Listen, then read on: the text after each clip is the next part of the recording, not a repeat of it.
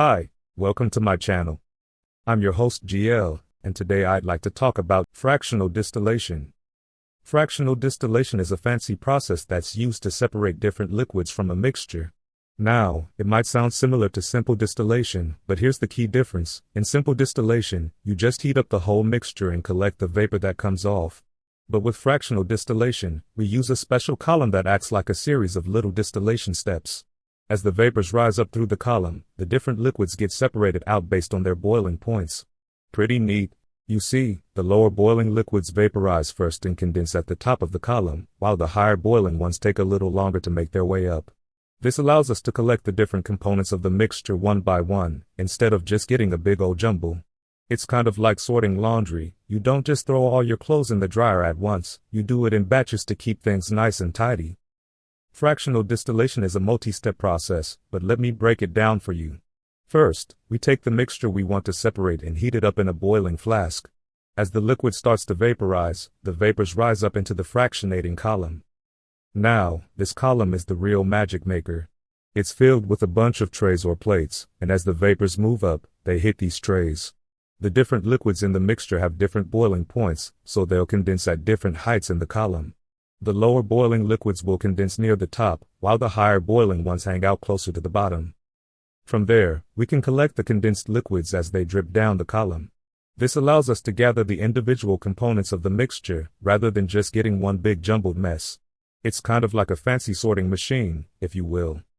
Fractional distillation works best on mixtures that contain liquids with different boiling points.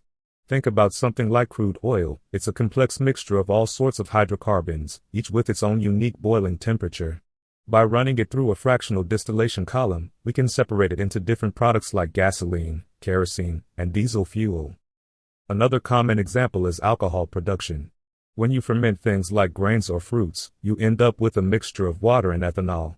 Fractional distillation allows us to isolate the ethanol, which has a lower boiling point than water, and collect it as a purified product. Pretty handy, if I do say so myself. Well, let me tell you, fractional distillation is used all over the place in industry. One of the biggest uses is in the petrochemical industry, where it's used to refine crude oil into all sorts of useful products. But it doesn't stop there. Fractional distillation is also used to purify air, separate natural gas components, and even produce pharmaceuticals and other fine chemicals. For example, did you know that the oxygen and nitrogen we breathe are actually separated from the air using fractional distillation? Yep, the air gets cooled down until it turns into a liquid, and then the different gases are collected as they boil off at their unique temperatures. Temperature control, the key to getting the most out of your fractional distillation. You see, the whole process relies on those differences in boiling points between the liquids in the mixture. So, if we can't maintain tight control over the temperatures in the distillation column, things can get a little messy. Too low of a temperature, and the vapors won't rise up high enough to separate properly. But crank it up too high, and you might end up vaporizing the wrong components or even cracking some of those delicate molecules. It's a real balancing act, let me tell you. The best distillers know how to dial in those temperatures just right, adjusting them as the mixture moves through the column. It's kind of like baking a cake. You need to have the oven at the perfect temp to get that fluffy, golden result. Same deal with fractional distillation. Precision is the name of the game. And by the way, if you are enjoying the video so far, do me a quick favor. Hit that like button.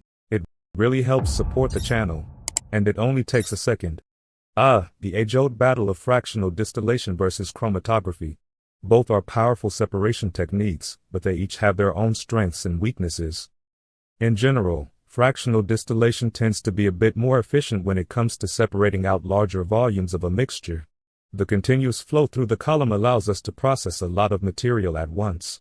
Plus, the final products are often pretty pure, since we're taking advantage of those differences in boiling points. On the other hand, chromatography is better suited for separating out smaller, more complex mixtures, think things like drugs, proteins, or other sensitive biomolecules. The gentle nature of the process helps preserve the integrity of those delicate compounds. So it really comes down to what you're trying to achieve. Fractional distillation is the workhorse for big industrial separations, while chromatography is the go-to for more specialized, analytical applications. They're both powerful tools in the chemist's toolkit, each with their own time and place. Fractional distillation isn't exactly a one-size-fits-all solution. There are a few scenarios where it might not be the best approach. For starters, it really relies on having a mixture with components that have significantly different boiling points. If the liquids in the mixture are too close in temperature, it becomes a real challenge to get a clean separation. You end up with a lot of overlap and cross-contamination between the fractions.